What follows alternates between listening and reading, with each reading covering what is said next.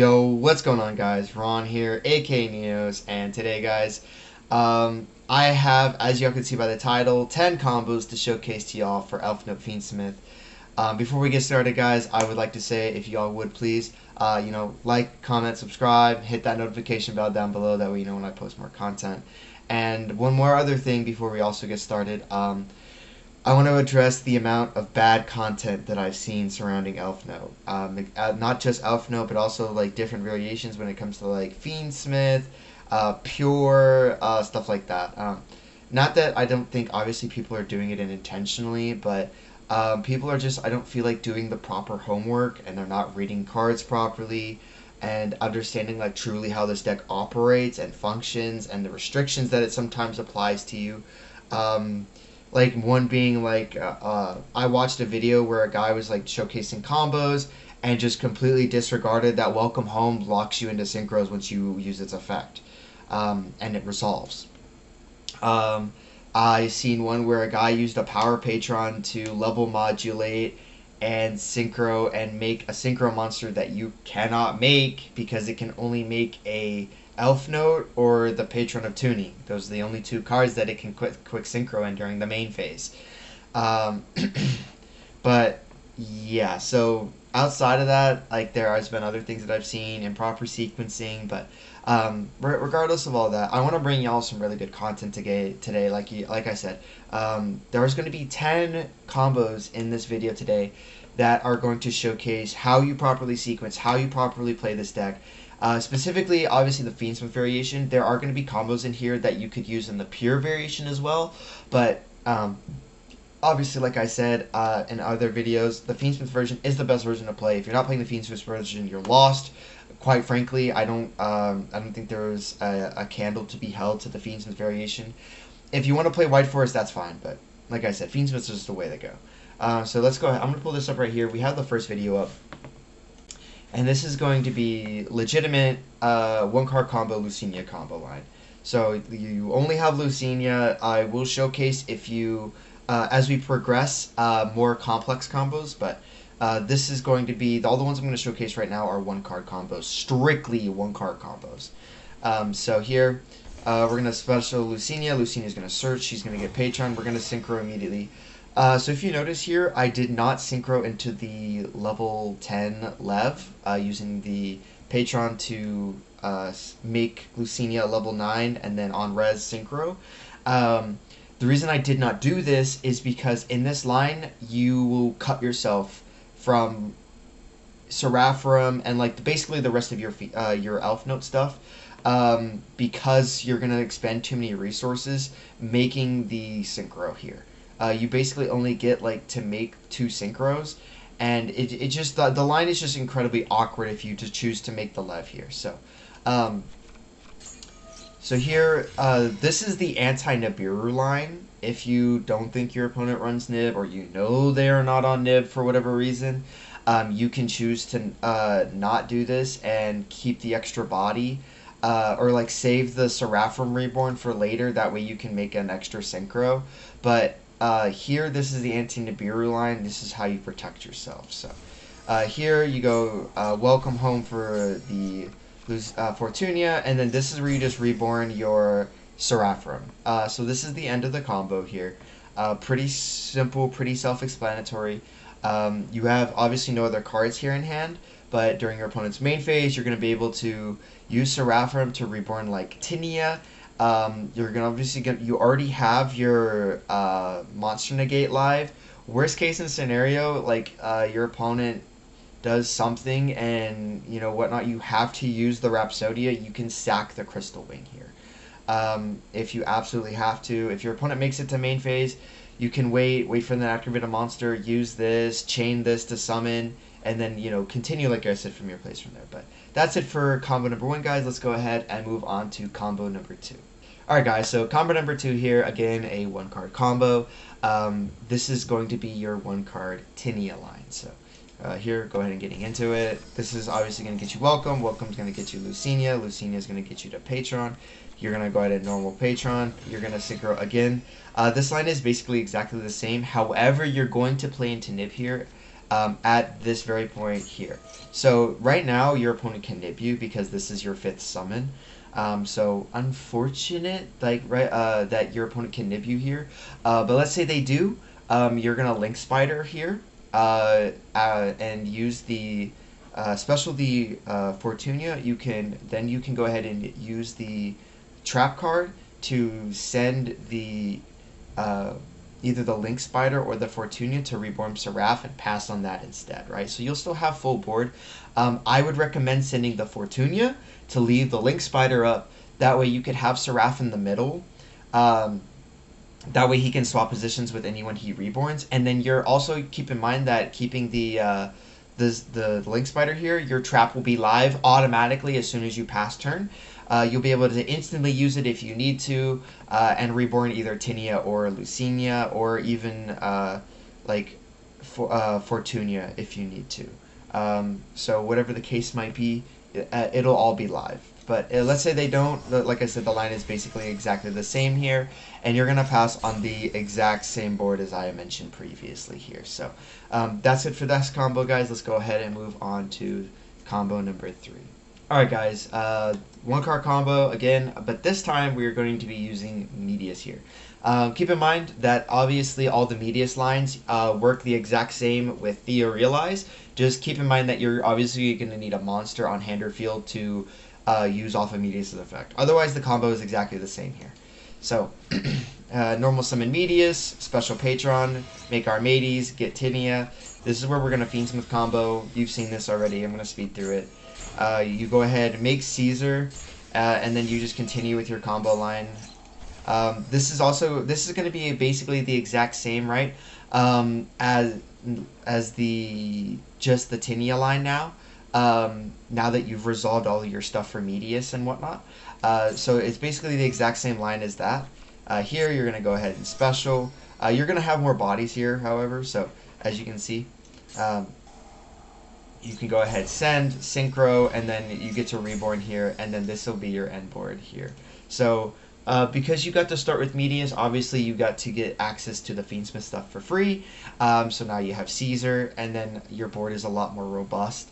You didn't have to make something like Crystal Wing or anything else like that. So it's just like I said, a much more robust combo, and all of this from a single normal summon is pretty strong.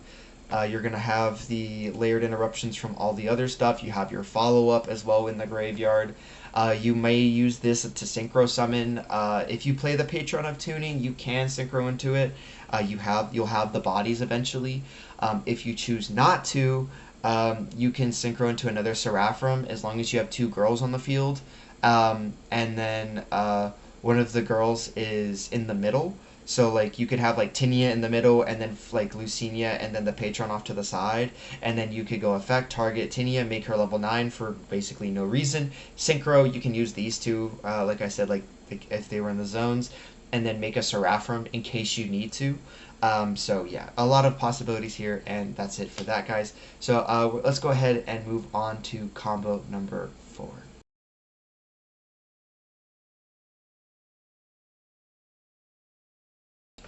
Alright guys, so this is going to be combo number 4, and this is going to be the last of like the 1-card combos. This is a 1.5 card combo, as you can see here, and it's going to be using the Welcome Home. So this attribute here does not matter, except for the fact that it cannot be a fire. If this is Ash Blossom, this combo will not work because you need to get access to Lucinia. But yeah, so if you have a fire, I guess you could just hold the Ash for next turn. But here, this is, like I said, 1.5 card combo here. You would go ahead and get Lucinia, like I mentioned. She's going to get us Patron. We're going to go ahead and normal. This is going to synchro. And then this line also plays under Niv because you can make the Crystal Wing beforehand. As you can see, this looks very similar. And this is the same board that we passed on, like basically with like pure Tinia. The only issue that is different is you do not have Tinia in rotation, right? You don't get access to her in this line. So that's kind of unfortunate, but you still end on the same end board here. You have your monster negate, your spell trap negate, or any other face-up card that you need to negate. You have your reborn, you have your protection. You have your opponent forced to attack. I'm sorry, it's not a force to attack. I always say that. It's more of if they choose to attack, their choice is only limited to the monster in the center. You do still have the monster bounce. You still have the spell trap bounce, which, by the way, guys, when she gets value, the value is absolutely crazy.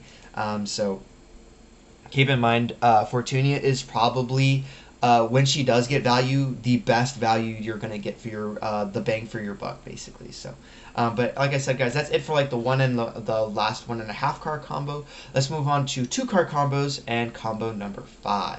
Alright guys, 2 card combo here, as you can see on the screen, and this is going to be a 2 card Lucinia combo. I don't believe this attribute matters, if I remember correctly.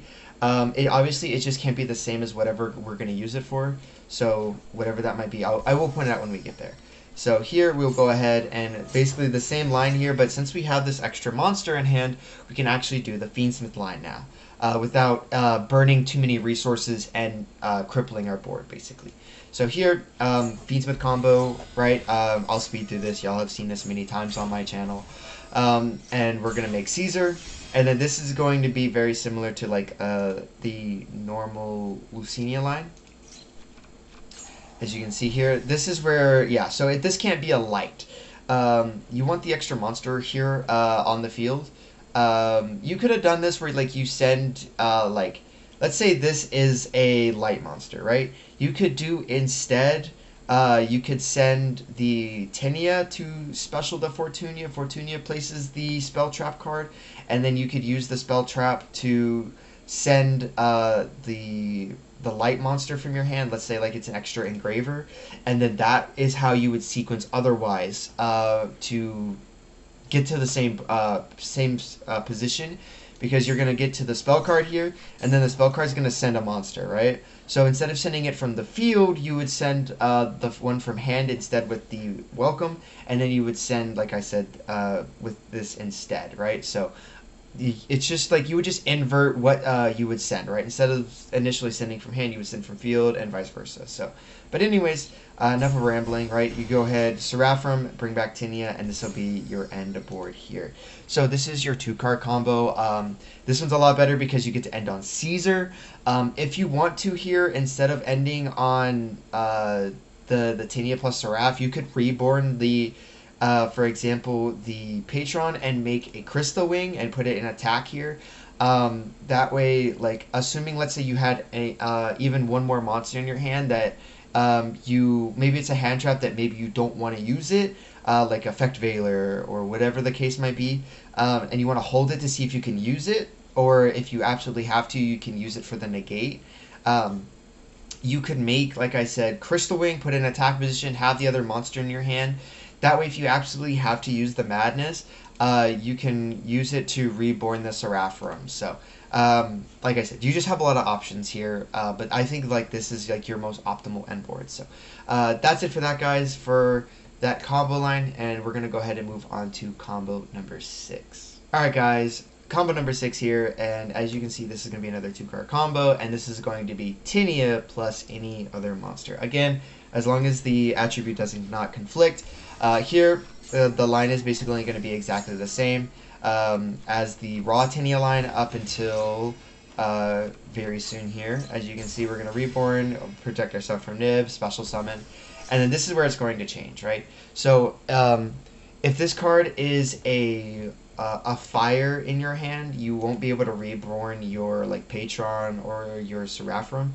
That's where this conflicts, right? So here you send to target the Patron. Let's say this is a fire. You could instead just send the Fortunia, keep the monster in your hand, and then special summon the Seraphim, right? And then that would be like your end board that I showed in the other 1 card combos. And then you could just keep the extra monster for in case you have to use the Madness for whatever reason. Let's say it's like Ash Blossom, it's a hand trap. You just keep the hand trap, right? So, but if it's not, you can go ahead here. There are 2 options here as well. So I chose to make Lev here So now you have a monster negate from anywhere, and then you have a monster gate on the field if you choose to use it. This can also be Dragster if you want to make that instead. That is an option. So instead of level modulating here, you make Dragster. Just keep in mind that since it's in the center zone, they can just go battle phase, and since they have to attack the center zone, that means they can just attack into Dragster. So I chose to make this as the scenario instead because this is a bigger monster. It's harder for your opponent to beat over it. It's 30-50. The only better case and scenario that of a monster that you put here is Crystal Wing. Like Crystal Wing is the if you can manage to for whatever reason put in the center zone, you want to put Crystal Wing. There's been many times that I've had my opponents where I've put like Crystal Wing in the middle and like a more simplified game state. Pass turn to them, they're like draw, standby, main, battle phase, and I'm like that's fine. I might have like a name on field like a Lucinia or something like that in defense, and they're like attack into one of the girls. I'm like you can't, you have to attack into this, and they're like oh okay, and or for example like I had a dude try to crash his Mirror Jade into me, and I was like that's fine. He took 3,000 damage, and then I negated his Mirror Jade. So it can be really good. But like I said, this or Dragster, it's up to you. That's it for this combo, guys. Let's go ahead and move on to the next one. Alright guys, as you can see here, this combo line is going to be involving Fortunia and the Patron. I've talked about this on the channel before, how this is technically a brick by itself, this is a brick by itself. However, together is Harmony. It's full combo. So I wanted to showcase this one to y'all as well. So here, draw, standby, main. We get to the trap card, we normal summon, effect to modulate, and we're off to the races here. So we do use the Fortunia here early, but it doesn't really matter. Here we're going to go ahead, get access to our full Fiendsmith combo to be able to set up the DDD, and then here we go ahead, welcome home here. So the way this differs, right, is normally this searches your Fortunia, right? You would Fortunia, use the Fortunia, special, get to the trap card, and then you would use the extra monster here, right? Well, we've already done that, so this extra monster here is just going to be fodder. So what you want to do is you want to get out an extra Tinia, that way she can be used as fodder, and because she's already done her job, right? So if you play 2 Tinia, I play 3, but if you play 2 Tinia, you can get the second one out of your deck, and you'll never draw her again because she's never going to get you anything else because you don't play any more spells. Or if you do, obviously, maybe that might be a different scenario. You could play like 3 Tinia, 2 trap, or 2 spell, whatever the case might be. But the reason I'm doing this, right, is I'm thinning my deck from Tinia because she's no longer valuable, right? So now I can use the trap card, send the Tinia, reborn, and then this gives me access to a very similar board that you saw beforehand. And like I said, this is full combo, right? So this is a 2-card combo, obviously. A true 2-card combo as well, where instead of it being like a 1.5 card combo where it's just like another monster, it's specifically this plus Fortunia. You also get access to all of your names here. You have the fire, the water, the wind, or not the wind, the light. And like I said, this is full board. You have hand rip, you have negate, you have the protection, you have obviously DDD. The only thing that you're lacking here is like dragster, but that oh well, it happens, right? So anyways, that's it for that, guys. Let's go ahead and move on to the next combo here. Alright guys, so as you can see here, these are 2-card combos as well, but all of these are going to feature the Fiendsmith engine, right? So these are going to change your combo lines a lot because you're not going to have to branch into them. Assuming, right, that you have either Tract or Engraver. So this works with Tract or Engraver, by the way. All of these combos, they will not change. Yeah, they will be literally exactly the same. The only difference is there will be 2 Engravers in your grave instead of 1, which is fine. So here, standby main. I'm going to go ahead. I'm going to let the Fiendsmith stuff play out. Again, like I mentioned before, y'all have seen this a lot. So we're just going to make Caesar here. Also, I want to point out that let's say you know what your opponent is playing, right? Let's say they're like, for example, they're on breakers, right? If you would like to instead, you could just not make Caesar and instead make your DDD or not DDD. Instead of making Caesar, you make Desiree, right? Where again, it will not matter. However, if you start with Engraver, you'll have an extra light Fiend Engraver, which means you can keep Lacrima Engrave, which is a lot better. But I would still recommend making the 2 6s. Make the 2 6s. That way, if your opponent decides to like if they have nib along with their breakers, you can still threaten the nib. That way, like if they have it, they're forced to use it instead of just nibbing your end board and killing everything. So I would again still recommend, if you want to do that, still follow this line exactly the same. That way you don't cripple your board in the end. So, but here obviously we're gonna make Caesar, and then this is gonna be very similar to the one card Lucinia combo. But since we have the extra, we're gonna have extra basically utility here. We're gonna be able to go ahead and make Dragster on top of our board here, right? Because we don't have to use the struts early to make a Nibiru negate. We were safe already from it with the Caesar. And then, like I said, this is your board here. This board is super hard to crack. There's just 4 negates already on the board, as you can see here. 2 from this, 1 from this, 1 from this. So to keep it like quite simple, there's basically 2 spell trap negates, and there's 2 like summon monster negates. And then keep in mind you're also going to have the hand rip. So let's say like these can all go 1 for 1 with your opponent's hand, and they don't interrupt you with hand traps at all. And they have 6 cards. 1, 2, 3, 4, 5. 5 will be just gone basically. And then keep in mind as well that Lucinia can bounce like their normal summon, so that's 6. So assuming like they try to extend with like a normal summon or anything else like that, or like even if it's like a case for canine or a field spell that searches, you will be able to stop all of it. You have enough interruptions here to go 1 for 1 into their hand. So very, very strong board, like I said. Let's go ahead and move on to the next combo. Alright guys, so as you can see here, we have another 2-card combo involving the Engraver, but this one's going to be your Tinia. So again, standby main here. This is going to basically play out, like I said, exactly the same as everything else. You're going to Fiendsmith combo, threaten Nib, make your choice on Caesar or Desiree, and then you're going to continue with your Tinia. But again, since we have extra resources here, we're going to be able to end on a little bit better of a board. So here, you're going to go ahead and combo. You're going to get access to Fortunia. You're going to get to the trap card. And then again here, as you can see, we end on the exact same board. I know I'm letting these play out very fast, so I apologize if I'm going too quickly. Feel free to go back and slow the video down or pause it whenever you need.